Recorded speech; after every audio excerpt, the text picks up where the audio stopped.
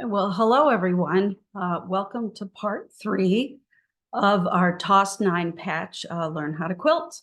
I am in rainy Connecticut today, but the daffodils are blooming, so I think spring is finally coming.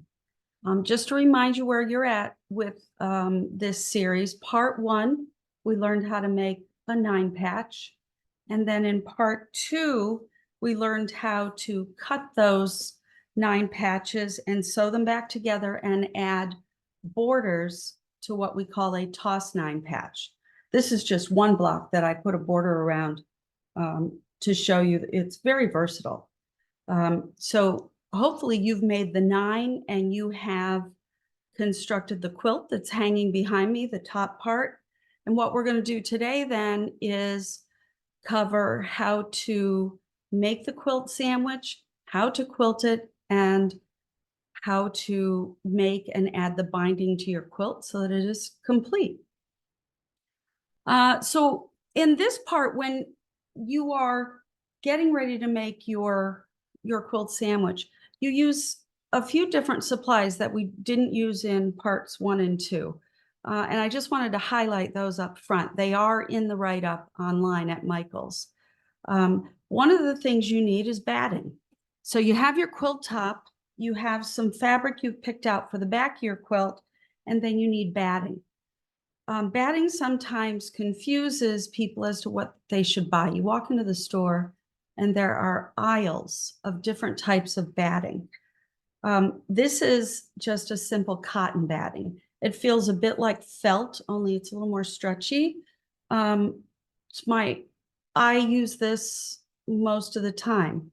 Sometimes I want my quilt to look fluffier when I'm done with it. So I can use a wool batting, which is lighter, and I'll call it fluffier. Or sometimes I will put the cotton batting down and the wool on top of it. And that will really show my quilting. There's also bamboo batting made out of bamboo and other materials out there. So there are different types. Some are warmer than others. Some are heavier than others. Pick one that you're comfortable with. The other thing we need to do when we are quilting is we need to use a quilting needle. They are, Singer has a variety pack that has size 80s and size 90s in there. Today I'm going to be using the 90 because it's got a little bigger hole for my quilting thread. When you use the thread, when you pick out the thread, we'll look at some colors in a little bit. You can use normal sewing thread. You can use quilting thread, which is a little thicker diameter, or you could use embroidery threads that have a little bit of shimmer to them. I'm talking machine embroidery threads, polyester, rayon, and they're quite pretty when you quilt with them. Even variegated. I'll show you some examples in a minute. I'm going to switch to the sewing machine camera to show you when we are going to the quilting step, we want to put on what is called an even feed or a walking foot. And it looks much different than your regular sewing foot or your 1/4-inch piecing foot. So it's bigger, wide. It's got additional like teeth under here to help bring the fabric through because you're putting 3 layers of fabric with seams on the inside through here. It's a thicker sandwich that you want to push through your machine. It also has, and I want to show, there's a lever that goes on top of the screw up here when you install it. There's a very good video on how to put this foot on that I included in the write-up. You can click on the link and watch a Singer representative show you how to put on the walking foot. And it really will give you a better even stitches when you quilt. Hey, Becky. Yes. We have a question here. Mm-hmm. That someone said, Mary that she has her cotton batting, said she should pre-shrink it first by soaking it and then laying it out flat to dry. She thought that might sound a little bit cumbersome, and she wanted to know if you thought that step was important or if there's another type of batting that won't shrink very much. I do not wash my batting. It is, maybe hers is a special type of batting that, but if I were to wash this batting that I'm holding, it's going to stretch and get out of shape. It's not meant to be washed first alone. When it's washed between the sandwiches of a quilting, you've quilted it. Yeah, the package will tell you how much it's going to shrink. But I have never washed my batting. I'm certainly not going to put it into the dryer before I use it. So if there's a manufacturer that's recommending that, you might want to go to their website and see why. I tend to, so the phrase, you get what you pay for. I am very picky about my battings because they are what is going to stabilize my quilt for years to come. So I don't skimp. I will buy the brands that I know work well and have longevity. I've worked so hard on the quilt top and piecing the back. I want to make sure I put good quality batting in the middle.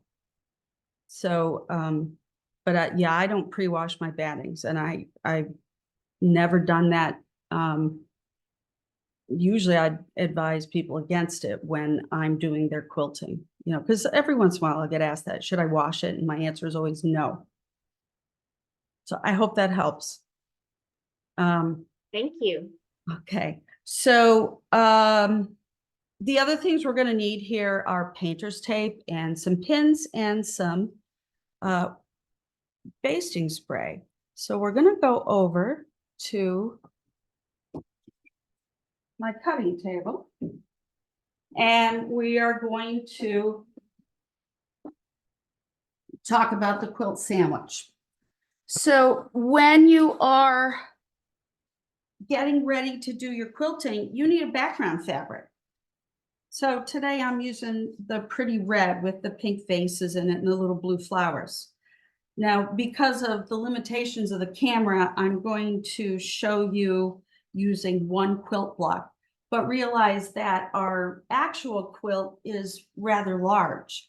So when you are going to make your quilt sandwich, you need to have a piece of backing that is a little larger than your quilt top. So if it's, I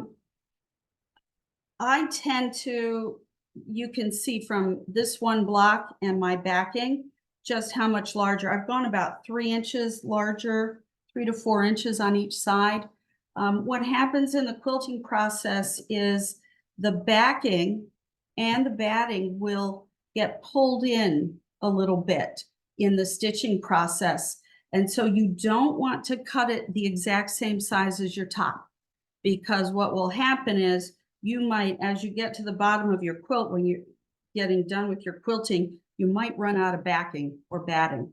So always make your backing and your batting 3 or 4 inches larger than your quilt front.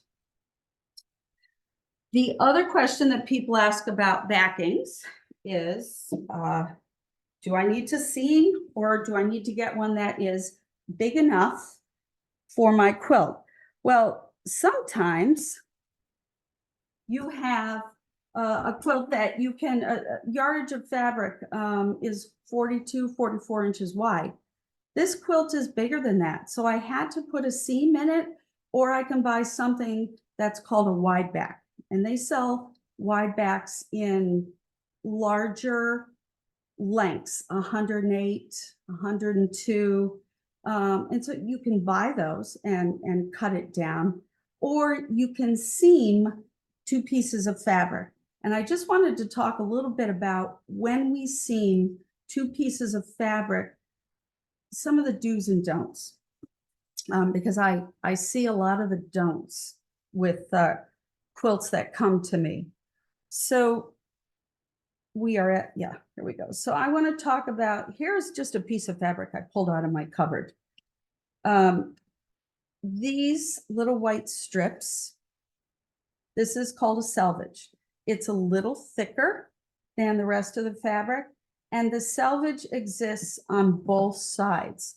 On this side, the pattern in the fabric has printed into the selvage, but there is still a selvage here. And you can tell when you flip it over, it has a slightly different appearance. And a lot of times you'll see needle marks, 2 rows of needle marks running down. And that's from the manufacturing process. When you are going to go seam 2 pieces of fabric, you do not want to seam with the selvage. You don't want to keep that in there. And I see this done a lot. They're like, oh, look, a straight edge.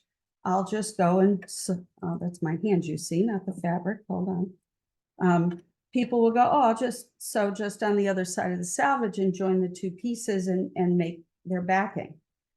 The problem with that is the selvages are thicker than the rest of the fabric. So you will end up with, everywhere that seam is in your quilting process, it's a thicker area and you can get puckering as you go. So instead, you need to cut the selvage off. There's 2 ways to do that. You could bring in your quilter's ruler and come in. And when I bring in a quilter's ruler and my rotary cutter, I will come in a good 1/2 inch inside the selvage just to make sure I get all that thickness out of there and rotary cut all the way down the length. The other way to do it was really scary. I'm going to switch cameras. It was really scary for me the first time I did it, but it's called ripping. So we make the assumption that this selvage is the straight edge of our fabric. It is on the grain, so the grain is running this way. And if I have my fabric, I can take my scissors and make a little snip, which I can't, here we go. I make a snip inside the selvage, so I'm into the proper fabric. And then I'm going to stand up to do this. I'm going to rip. It will rip straight down the grain. And this will give you, once you've ironed it, this will give you the true straight edge of your fabric. And those are the seams when you join with another piece of fabric right sides together, will give you a nice straight seam to construct your back. The other thing about constructing backs is that you want to use at least, use a 1/2 inch seam. A 1/4 inch is too thin. It's not going to stabilize the back enough. A 1/2 inch is about right. So, which is about the width of my little ruler here. Okay, so that's a few things about making the back. The last thing is, before you make your quilt sandwich, please iron your front so it's wrinkle-free. Iron your backing fabric so it's wrinkle-free, and make sure that seam is ironed open so that you're reducing the bulk as much as possible along the seam line.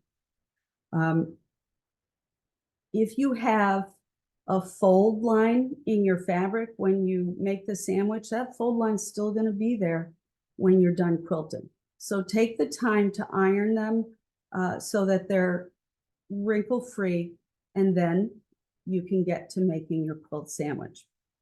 So to do that, we're going to go back over here.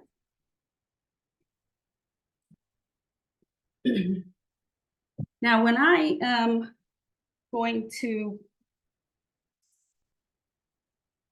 quilt on my sit down on my little Singer here,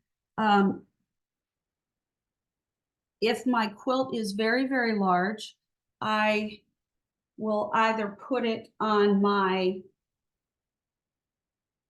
floor and tape it down, or I will put it on my island, or I have a big breakfast bar. You need a big space. the problem with the floor is my 3 dogs want to participate and help me. So sometimes they have to go, upstairs while I'm doing this.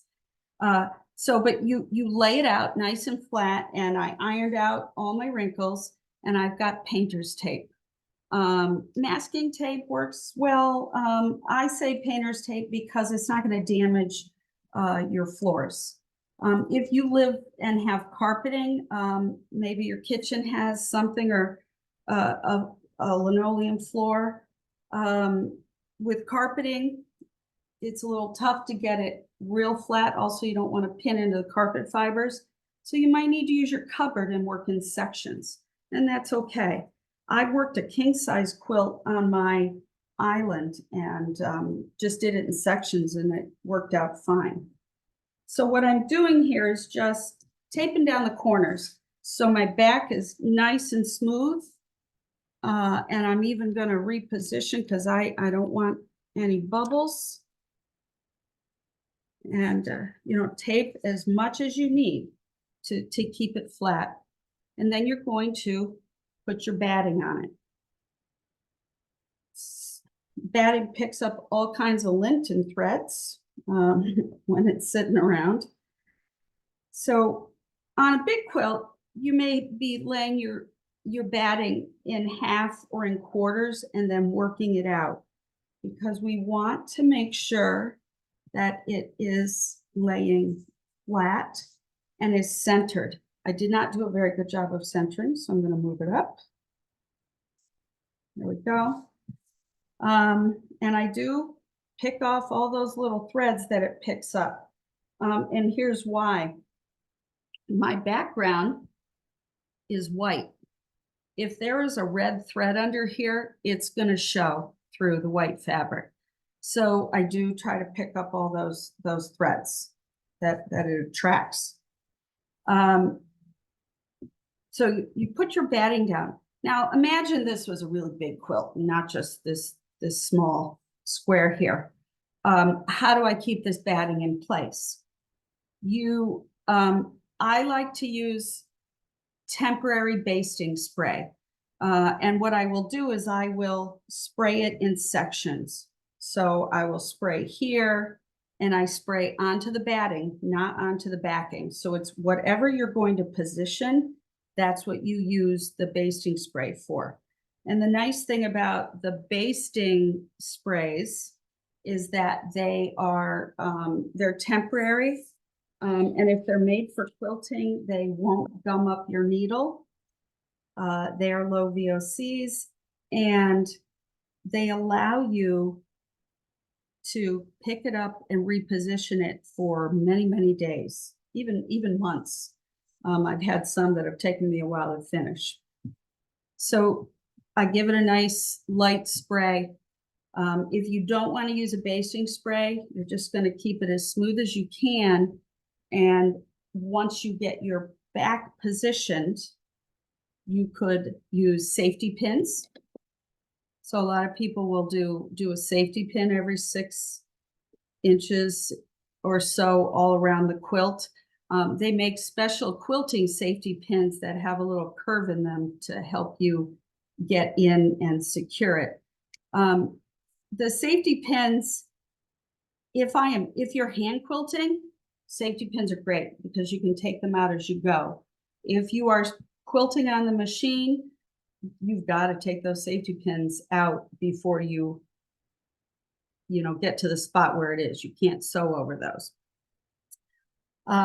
So again, big quilt, you would spray in sections and bring it down, smooth it into place. Make sure all the bubbles are out. I start from the center and I work my way out. I've already sprayed this one prior to the video, so it's a little adhesive heavy at the moment. But notice I am working my way out towards the edges. And this is going to stay in place for me while I quilt it in my sewing machine. You can, if you don't want to use safety pins or basting spray, the other option is needle and thread. and you can make big, like 1 inch in and out, baste it that way, which I think a lot of our moms and grandmas did. So those are 3 options for building my sandwich. So once I've built the sandwich, it's time to put a design together. So I'm going to do a little drawing here. If this is the first time you are quilting, keep it simple. And actually, sometimes simple designs are the most effective. They have the most wow factor. So if you imagine this is my quilt, this piece of paper, and so I don't accidentally write on my block there. I'm going to move the mat over. So if this is my quilt, I could take one of my quilting rulers and I could just draw lines the same distance apart. 2.5 is nice because I've got a 2.5-inch ruler. So that's what I'm doing here. And you can, you could just stitch lines. You could decide that, okay, you're going to do them horizontal and vertical. So you create a checkerboard, right? You could do that. Very effective on a finished product. It looks great. You could get just a little bit fancier. Hey, Becky, can I stop you real quick before you get into that? We have a question about piecing together batting. So if you're going to have to piece together some batting to get the right size, do you suggest sewing them together with a zigzag stitch or just laying them in the right place and not stitching them together?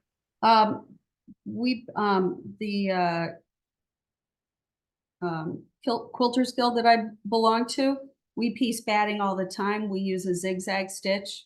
We do take the time to cut a straight edge on the batting, and then you just overlay them slightly and do a little zigzag all the way down. Yeah, and it doesn't show once you're done. It's strong. And it's a good way to use up those odd pieces of batting that are left over when you've done a big quilt. Yeah, good question. Thank you. Okay, so how about diagonals? And because my paper's small, let's do 1.5 inches here just for fun. And let's see what this design would look like. So I just did a diagonal from one corner to the next and then did 1.5 inches. Looks like I could fit another one in on the end. And then you're gonna go and do the same thing the other direction.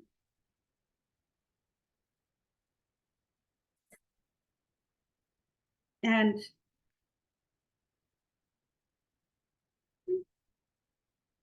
so you could just leave it like that, or you could decide you're going to then diagonal the other direction. And what you get are diamonds. And diamonds look great quilted out. They look harder than they are to make. And it's simply because we went on a 45-degree angle. And look how cute that is. It's like an Argyle design.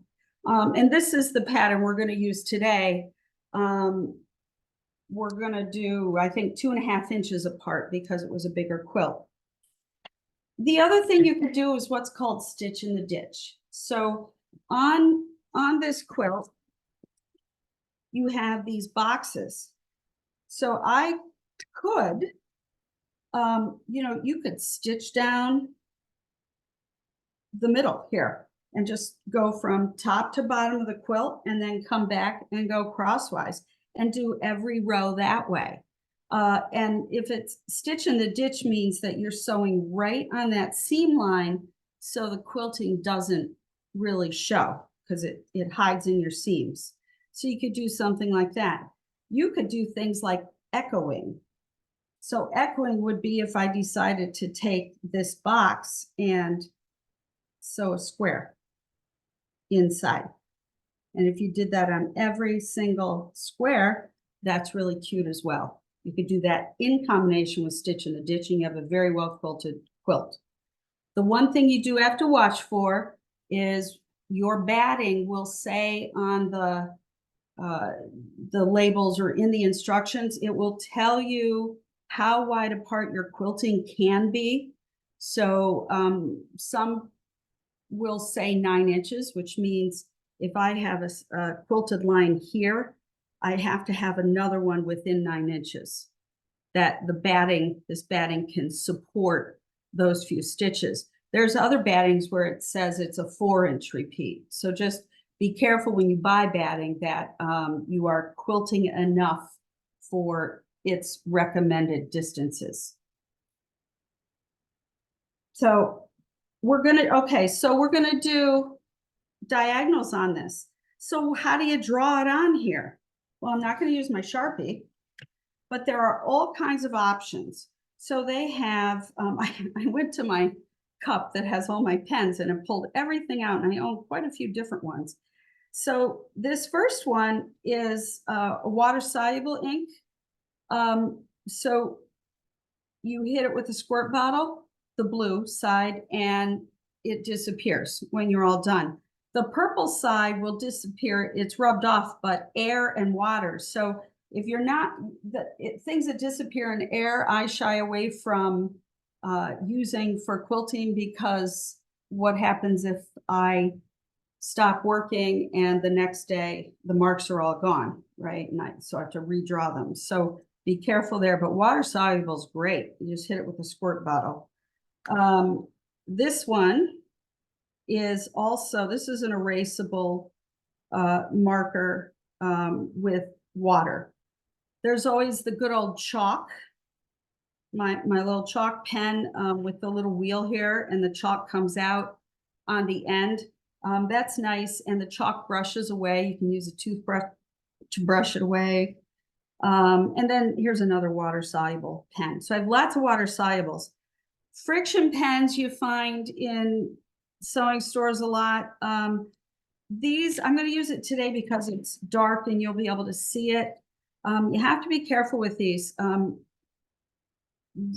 These will go away with the iron, and they're erasable as well. You can erase the mark, so you can hit it with the iron and the mark is gone. But you need to test it on your fabric first, because every once in a while there's a synthetic fabric where the mark does not disappear. I've also been told that when you put a quilt in the belly of an airplane where it gets really cold, that the marks will come back. The answer there is to hit it with an iron again. I do know that they have a lot of recommendations on their website for quilters when we use these. So, but I'm going to use this today because it's a nice dark blue. So you'll be able to see my marks, except on that dark blue. Now, my ruler's not going to be long enough for a whole quilt, but when you draw your line, then just slide it down and line it up with the line you just drew and keep going. And that might seem obvious, but not everybody does that. Some people will go right to the end and then their line is wonky. So make sure you have a few inches overlapping on the previous line you drew. And then, so we would go and mark this all the way. And I'm doing 2.5 inch intervals. You could even, instead of keeping them uniform, so this blue square, I would need to go in with something. I have a white chalk pen. I would go in and mark that because I can't see the blue on there. I've seen some quilts where instead of spacing these lines equally, they get them gradually closer together. So that's kind of a cool idea. I mean, you can have a lot of fun just with straight lines when you are quilting and designing. So, and then we would go the other side, mark our lines, and create our pattern. So I'll just do a couple more here so that you can see it.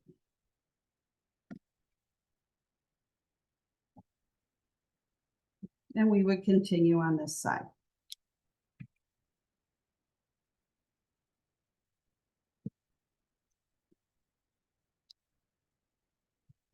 And again, once I hit these lines with an iron, they're going to disappear. So I've marked my lines. I'm almost ready to quilt, but I haven't picked out a thread color or a thread type. So there's so many colors here on the front. I've got my red fabric on the back. And by the way, your back fabric doesn't have to match the front of your quilt. It's the back of your quilt. You have a fabric you love that you want to put on your quilt, go for it. And I'll show you, here's my example. So remember I had made this table runner. You can see the diamond quilting on it. I used yellow thread because I thought it would look nice popping up against the black or the blue. But my fabric on the back has nothing to do with the front of my quilt. It's just a fabric I bought at one time because I liked the birds. And I was like, hey, this is fun. Why don't I put this on the back? So, you know, you can match your backing or you can be adventurous and use a fabric that you just really love or something in your stash you're trying to get rid of. So, all right, so I have this. So this is where you play, this is where you tap into your inner kindergartner and you go, I have a box of crayons. What can I do with those crayons? I could use yellow. I could use pink. Pink would really pop against the white. These are cotton threads. This is a pinkish embroidery thread. It actually matches the pot in the red fabric. That would be fun to quilt with. If you really like to saturate color, this is a variegated blue that I keep dropping. That's going to be very dark against the white. Is it me or yeah, it just got all blurry, didn't it? Yeah, I'm not sure, but what's going on? Yeah, let's see here. Yeah, the camera is unhappy. What are we gonna do here? Is it? Here we go. Yeah. Yep, that's good. Thank you. Okay. Sorry. I probably wouldn't do the blue. It's very bright against there. This is a very pretty variegated pink that could be interesting on there. What you see against the fabric is going to look very different than what you see on the spool, because the spool is all the threads close together.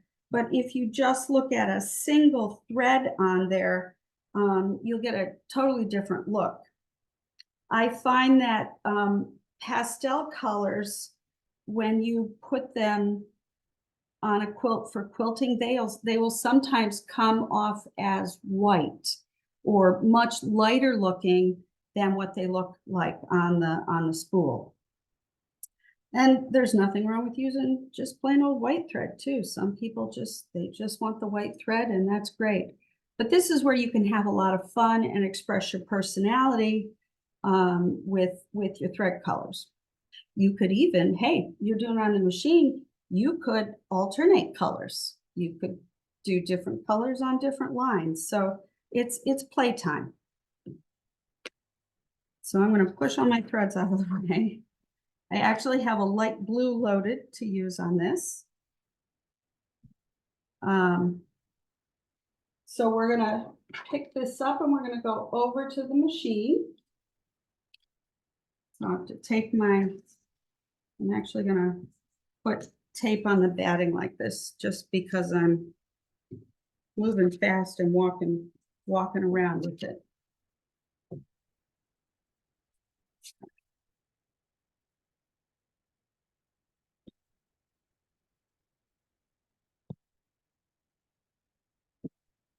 So it's time to sew.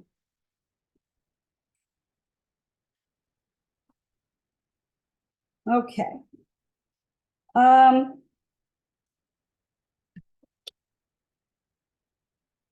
So a reminder about when you're going to sew. I have a lead cloth in here, just a little scrap of fabric that I started sewing on because I find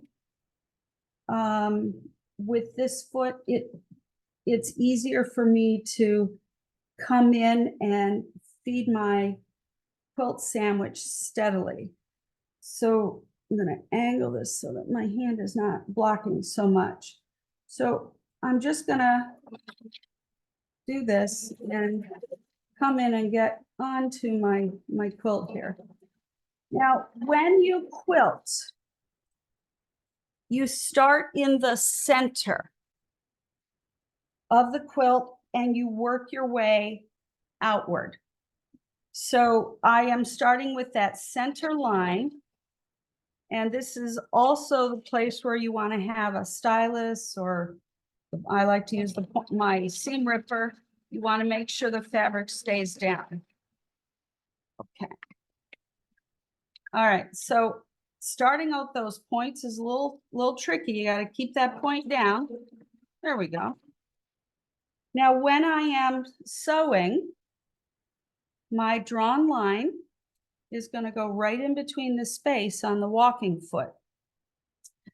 When you're quilting a large object like your lap quilt, you're going to end up folding it or rolling it as it goes through the arm of the machine. So it does require a little maneuvering, but it just goes right through with that walking foot. It's very nice. And I just want to keep going. Okay, and I'll just come around and show you. Put my needle down so I don't lose my spot. So I've got a seam line where I sewed. And if you look at the back, there it is. And it's sewn very nicely here. I made my stitch length a little bigger. I made it a 3.0 as opposed to your typical 2 or 2.5, which is what you use when you're piecing or sewing two pieces of fabric together. But when you're quilting, a longer seam length, I think it looks nicer. I might even be tempted to go up to 3.5. A little bigger is nicer when you're doing quilting. So when we quilt this, I would go all the way to the bottom, and then I would cut my thread and I would go right back up and I would go to the right and sew this line. And when I was done with that, I would go to the left and sew this line and work my way evenly outward to the edges of the quilt. Then I would flip it around and sew likewise the other direction, starting in the middle and then working my way outward on each line. Why you do that is if you develop a bubble on your back, you know, sometimes you get a little fold or something. It gives you time, it gives you the opportunity to smooth it out before you sew it. So, you know, check the back of your quilt once you've sewn a couple of lines. Make sure that you're not developing puckers or that fabrics come loose. We've all done it where we've sewn our backing fabric has gotten flipped and it's sewn into a line. So that's why we all have seam rippers. So, you know, don't forget to check your back out as you're doing this. I tell folks that I'm teaching how to do this, slow and steady wins the race. It's not a speed thing. You want to take your time during the quilting process. It's the second to last big step, and you'll get a better quality stitches and quilting product if you take your time and don't try to do it really, really fast. So, you know, the old adage, the turtle wins the race, that's what we're talking about. Take your time. Hey, Becky. Yes. Susan had just brought back up the tool that you showed. My seam ripper? Well, no, to keep the seams open when you were putting the squares together. She said maybe it was kind of a wishbone shape, and just wanted to know maybe you could share that. If you want to do that later on at the end of the class, that's fine. We need that was my stylus. It's called a stylus. And it's not, I can't see it anywhere here. I know where it is. I just don't know where that container is at the moment. It's called a stylus. So a different type, grab this one. So I'll put it under the camera. This is a different type of stylus that just has a pointy end. It actually has a pointy end on one end and a seam ripper on the other. And there are wooden caps that go on this. So the stylus, what it does is you can hold, let's do this, from the piecing. If you want, if you're sewing, or no, we're pressing, you can hold it open, or if you're sewing and you need to hold a seam open, that's what I was using. Yeah, she remembers the pink one from last month. Yeah, but it's called a stylus. Thank you so much. You're welcome. Okay, so let's pretend that we're done quilting. I'm gonna come back to me for a minute. Let's pretend we're done quilting, and now it's time for binding the quilt. And I don't know why, but a lot of people are afraid of binding their quilt. You've already made borders on your quilt, right? So we cut those 1.5 inch strips and the 3 inch strips. You've pieced them at a 45-degree angle so that when we joined strips to make them longer, you already have all the skills you need to do binding. So we're gonna talk about that next. And what I'm gonna do is go back over to the cutting table. Hey, And- Becky, while you're moving Uh-huh. around, we just have a question that said maybe the batting you're using looks a little thinner. So would any of your directions change if you used a thicker batting or even laid a second layer of a thin batting?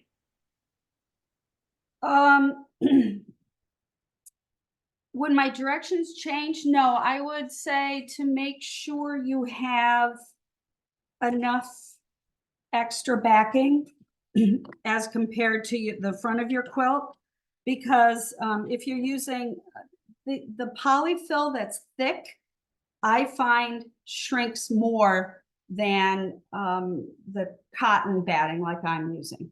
So you just want to make sure your back is big enough and that you've got a little extra batting that's bigger than the size of the front of your quilt.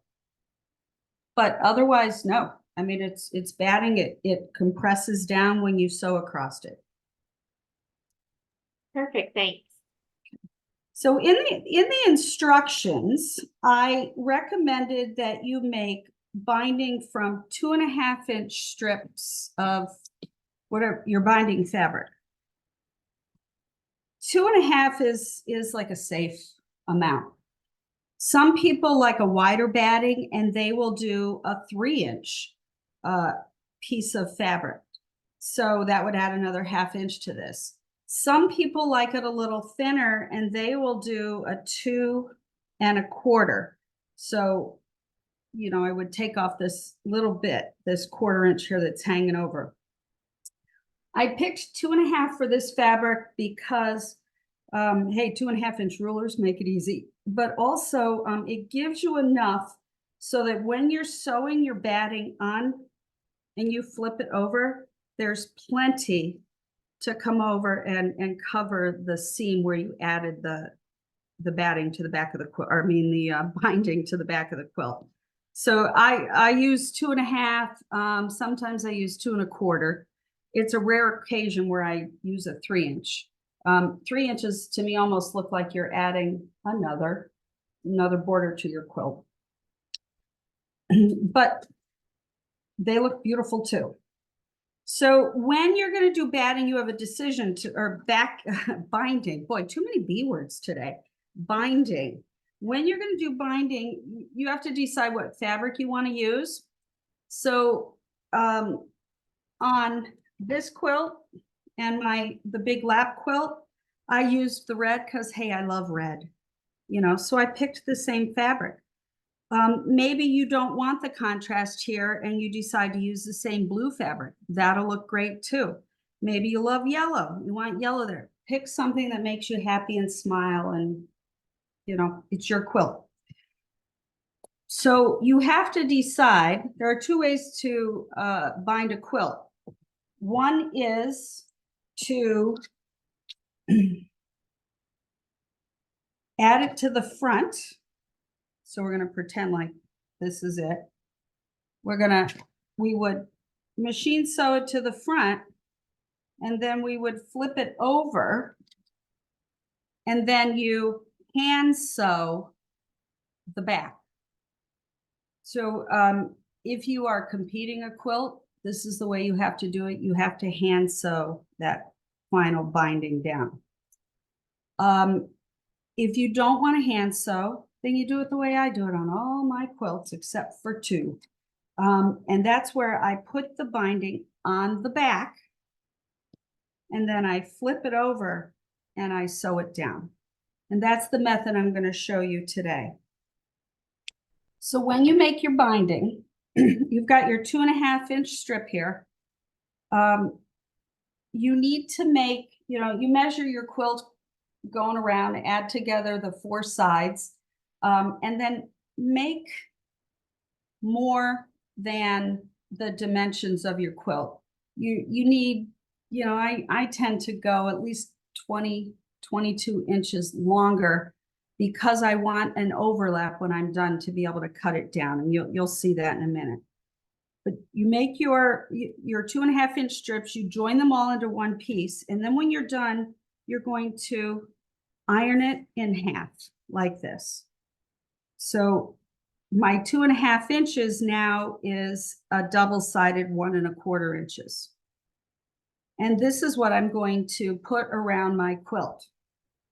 So I went and added some of this ahead of time. I'm going to walk around to the sewing machine, just because I only have an hour with y'all. So I wanted to make sure we had time to cover this. So here is I just took one of the blocks, my tossed 9 patch, and look how cute the quilting is with the blue thread. I did the diagonal 45-degree hash marks. And I have started, you do not start at the corner. You want to start, in the instructions I say, at least 8 inches down, because you don't want to be joining strips up here. It's difficult. So I started on this little square about 2/3 of the way down, but notice I left a tail because I'm going to need that tail. So I sewed, and when I got 1/4 inch from the edge, I stopped. I reversed my stitch and I cut my threads. And then I made my corner, which I'll show you in a minute. And then I started 1/4 inch from the end. I started and I sewed all the way to the end and stopped 1/4 inch from my edge. I made my little corner again and did the same thing and sewed down the next. So here we are at 1/4 inch from the edge. So how do I mark the 1/4 inch? Well, you actually start to get a feel for it, where it is. But it's right here. You come in with your little ruler and you measure it, and I pop a pin in there so that I know where I need to stop. Once I've stopped and secured that, I'm going to take my fabric and I'm going to fold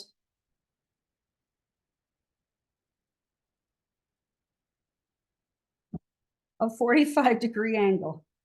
So let me get the camera in there a little closer. If you can see that diagonal, and then I'm going to fold it back, even with the edge of the quilt. So you have this little double-sided triangle sticking up. So, and I'm going to pop a pin in there about at the 1/4 well, no, I'm gonna pop it in here just to hold that down. Then I'm gonna rotate this and I can put my 1/4 inch, it's right there. That's where I'm gonna start. So I just bring this in so that my needle is even with that pin, pull it out. And notice I'm using the walking foot again. Needle down. Needle down. And this part's probably the most difficult part because the edge of the fabric is barely hitting the feed dogs over here. So sometimes it might need a little help getting going, but that one worked well and we're good to go. So now, yes, you should put clips all the way down to keep it even with the edge, or pins, whatever your preference. But we don't want those fabrics to slide and miss stitches. So and I'm bringing it down. Pull my clip out, keep going. I'm getting a little puckering there, so I want to guide that. There we go. And I'm going to do the same thing. Bring this down to the edge. I think I'll put a clip there to hold it in place. And yes, it's puckering a little. I should have my stiletto out to help that stay flat. It's gonna be okay. So where is my 1/4 inch at the end?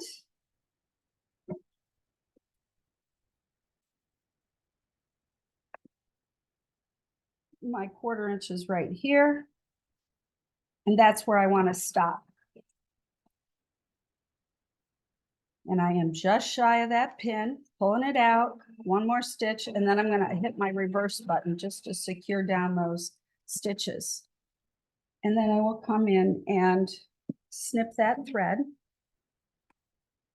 And all right, I'll be honest, this is a little sloppy. And if I was doing this not on a Zoom, I would be taking that out and redoing it. But we'll accept it for now. So I'm gonna make my 45-degree angle. I'm gonna fold this over. There it is. I'm gonna pop a clip in there to hold it for a minute. And we're going to, I want to start a 1/4 inch in, just like the other corner. So it's right there. But I am not going to go all the way down this time, because I have to join the ends of my binding. So I'm only going to sew about to here just to get this strip started.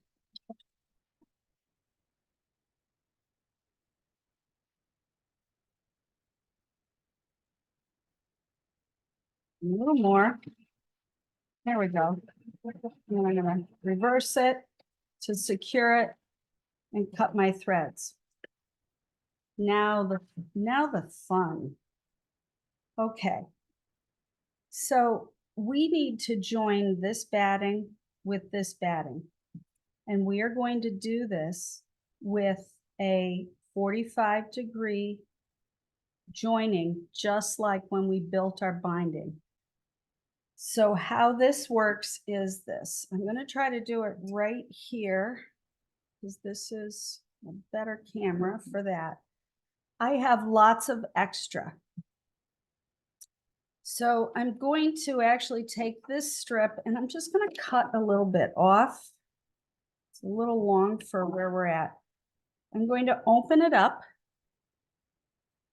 and I'm going to fold it in a 45-degree angle and give it a really good finger press. You could also take it over to the iron and finger press it that way, or iron it with the iron. But I'm making my sew line. So it's a 45-degree angle. I'm gonna pop a pin in there just to hold it in place for the moment. And then I'm gonna lay it back down on the fabric.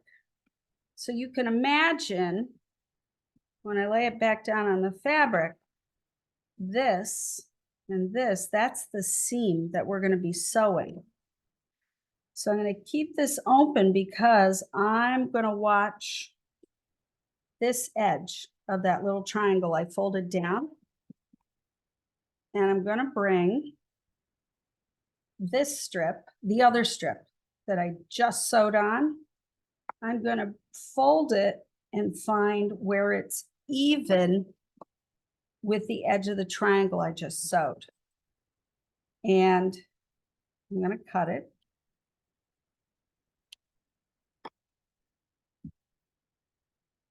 And now this strip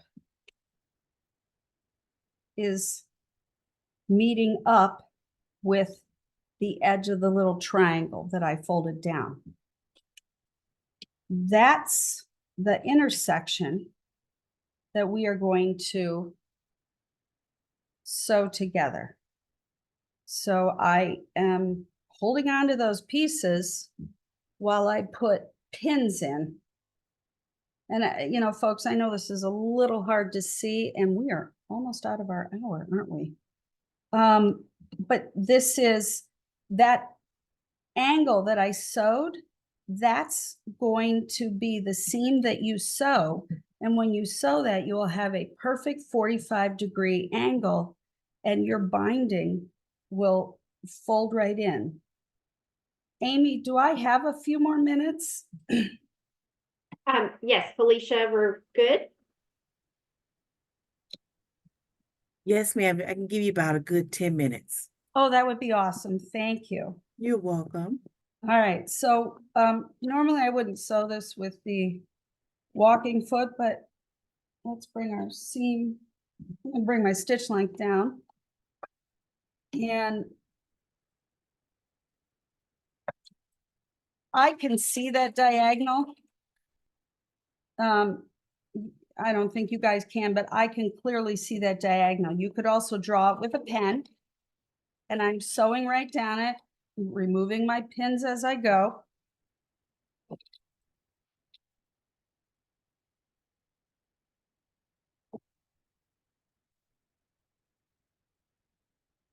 There we go. So now, the first time you do this, if you sew on the wrong diagonal, know that we've all done that. That's why we take it out and do it again. But look at that. I sewed this. This is the seam. I'm going to trim it with a 1/4 inch. Normally I would go and use my rotary cutter, but that'll work for today. And look at that. I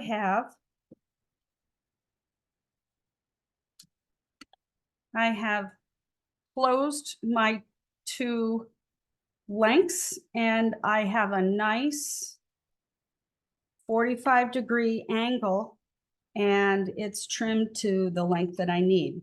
So then I can just come back in and start sewing where I left off. Might go and reverse a couple of stitches, and I'm gonna sew down.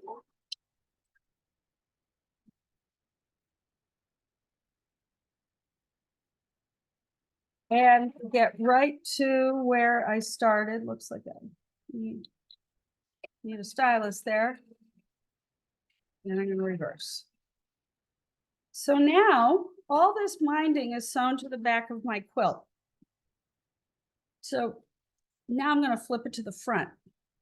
When I flip it to the front,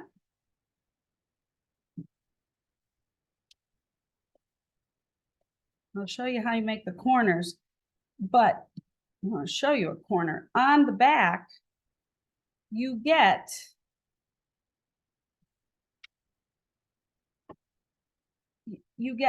a 45-degree angle with the way that we made the triangles when we were putting the binding on. So that process gives you the nice angle on the back, and we're going to go and create those angles on the front at our corners.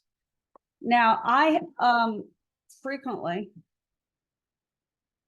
will go use my iron and just give it a little iron down. You don't have to, that's just me. I like a crisp binding. But this is where those clips really come in handy. So much easier than pins to secure your binding over. Now, when you get to a corner, we have one end just laying flat like that. And then when I fold this one over, look at that.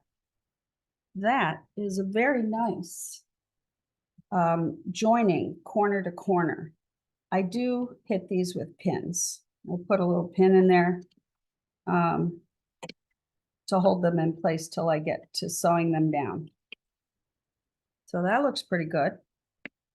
So we'll keep clipping all the way down, and then you sew it down. So let's talk about that sewing down. What color thread should we use? Again, it's your quilt. You can play with your crayon box, or you can match it to the fabric. In my case, I would use red thread because I think that would be least noticeable. However, you have to take into account what's going on the back of your quilt. So, and the colors there, because those stitches will likely show. Sometimes, you know, when you get really good at these, sometimes you can get it so that the stitching is right there in the ditch. But it's really difficult to do that. So pick a thread color that's going to blend well with the back and blend well with your binding. Another option is you can use clear thread. And I've frequently used clear thread in the bobbin so that I had clear stitches on the back. And then I use a color to match on the top, or I use clear thread on the top.